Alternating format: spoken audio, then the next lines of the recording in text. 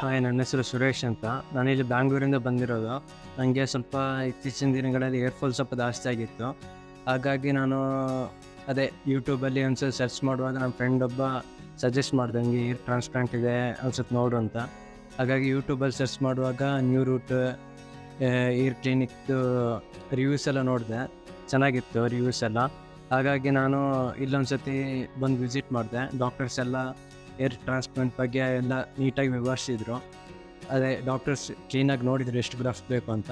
ಹಾಗಾಗಿ ನಾನು ಡಿಸೈಡ್ ಮಾಡಿ ಏರ್ ಟ್ರಾನ್ಸ್ಪ್ಲಾಂಟ್ ಮಾಡಿಸ್ಕೊಂಡೆ. 3800 ಗ್ರಾಫ್ಟ್ ನನಗೆ ಇಂಪ್ಲಾಂಟ್ ಮಾಡಿದ್ದಾರೆ. ಡಾಕ್ಟರ್ಸ್ ಎಲ್ಲ ಫ್ರೆಂಡ್ಲಿಯಾಗಿ ಟ್ರೀಟ್ ಮಾಡ್ತಾರೆ, ಮತ್ತು ಚೆನ್ನಾಗಿ ಹಾಸ್ಪಿಟಲಿಟಿ ಎಲ್ಲ ಚೆನ್ನಾಗಿದೆ, ನೀಟಾಗಿ ಮಾಡಿದ್ದಾರೆ.